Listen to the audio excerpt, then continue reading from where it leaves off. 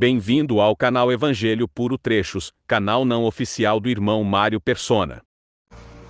Você escreveu afirmando que o inferno não existe como lugar real, portanto não haveria de que sermos salvos. Bem, você declarou que é espírita e evidentemente você não crê no que diz a palavra de Deus sobre o inferno, lago de fogo e coisas assim. E se eu disser que o inferno é um destino, ficaria de bom tamanho para você? A nossa origem é Deus, é o Criador. O nosso estado é caído e arruinado por causa do pecado que entrou na criação de Deus e contaminou toda a criação de Deus.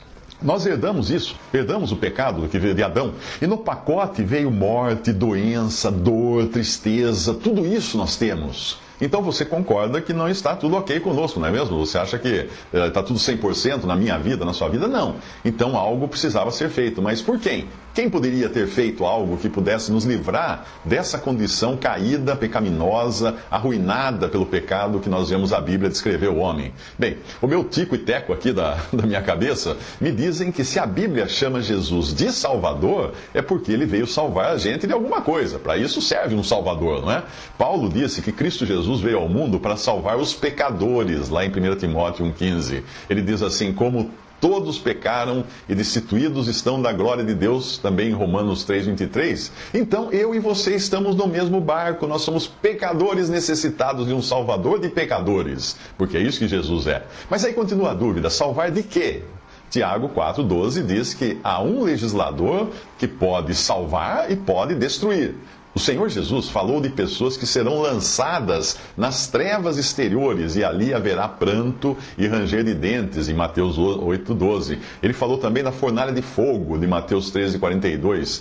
E você diz que crê nas palavras de Jesus. Todo espírita costuma dizer isso. Que não crê na Bíblia inteira, mas crê nas palavras de Jesus. Pois é, ele falou isso. E Apocalipse 21,8 fala que os incrédulos serão lançados no lago de fogo. Que destino é esse, lago de fogo? É a pena do condenado. O destino de um condenado. Na sociedade dos homens, quando alguém pratica um crime, ele deve sofrer uma pena, não é assim que funciona? Não existiria uma sociedade, as coisas não funcionariam se não existissem juízes, prisões, penas, delegados, policiais, a coisa descambaria. Com Deus também não é diferente isso. Deus é justo. Nós somos pecadores, porque nós nascemos assim pecadores. E aí nós pecamos, porque nós somos pecadores, temos o pecado em nós. Nós usamos até com prazer essa herança que nós recebemos de Adão e estamos assim sujeitos a um julgamento, a uma pena, a um juízo que Deus determinou. E a questão é essa: como ser salvo e liberto dessa pena e desse destino ruim? E aí que entra quem? Entra o Salvador Jesus. Como Deus é justo, a pena é capital. Como Deus é misericordioso, Ele não quer aplicar a pena. Mas se não fizer isso, se Ele não aplicar a pena, não haverá justiça. E aí é que entra o Salvador, no papel de um substituto, ou do substituto. Quando Paulo faz uma síntese do Evangelho, ele diz simplesmente isso, lá em 1 Coríntios capítulo 15. Cristo morreu por nossos pecados, segundo as Escrituras, foi sepultado e ressuscitou ao terceiro dia, segundo as Escrituras. Isso está em 1 Coríntios 15, versículo 3 ao 4. Você faria bem se procurasse na sua Bíblia, não naquela Bíblia segundo o Espiritismo, Evangelho segundo o Espiritismo de Allan Kardec, porque ali é uma distorção completa do que está escrito na Palavra de Deus. Mas quando você entende isso, você entende a razão de logo depois do pecado entrar na criação, lá no Jardim do Éden, lá em Gênesis, você vai entender a razão de Deus ter sacrificado um animal inocente para fazer com a sua pele uma veste ou uma cobertura para Adão e Eva. Isso está lá na Bíblia, em Gênesis 3:21. Você vai entender também a razão de Deus ter se agradado do sacrifício de Abel, que foi um animal inocente e morto, e não ter se agradado do sacrifício ou da oferta de Caim, porque era fruto dos seus esforços. Isso está em Gênesis 4. Vai lá no livro e leia. Você vai entender também o porquê dos milhares de sacrifícios do Antigo Testamento. Ou então da frase dita por João Batista quando viu Jesus: eis aqui o Cordeiro de Deus, em João 1,36. Tudo isso eram figuras, eram anúncios que vinham daquele Cordeiro que um dia Deus iria enviar ao mundo para salvar os pecadores. Aí a Bíblia toda vai fazer sentido para você quando você enxergar Jesus como o Cordeiro que foi sacrificado no seu lugar para você não ser condenado. Bastou um pecado lá no Jardim do Éden para excluir o ser humano da presença de Deus. E a pena foi terrível. Mas tão grande, ou maior até, do que a pena, é a graça de Deus que quer salvar aquele que crê. Pela desobediência de um homem, muitos pecaram, todos se tornaram pecadores. Pela obediência de um, Jesus Cristo, muitos serão feitos justos. Mas aí você insiste que você quer pagar você mesmo pelos seus pecados, pelo seu karma, não é? Como se costuma falar em linguagem esotérica. Bom, o problema é o seguinte: o problema é que o pagamento que Deus estabeleceu é a condenação eterna. Não foi Allan Kardec quem estabeleceu a maneira de você ser salvo, foi Deus. E a maneira de ser condenado é a condenação eterna. Não é pagando o seu karma ou qualquer coisa assim.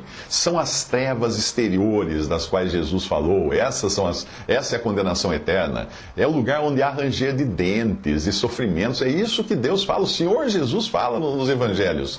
E é preciso entender que trata-se de uma questão judicial. E com o juiz você não discute. Você sabe disso. Vai discutir com o juiz no tribunal, o que acontece? Ele vai preso. Ele oferece, o próprio juiz hoje oferece uma alternativa, e é você pegar ou largar. Ou você acha que um juiz iria atender um criminoso que alegasse que prefere fazer trabalho voluntário em troca da pena de morte? Ah, ok. Vai que o juiz vai aceitar o que o réu preferir para cumprir sua pena.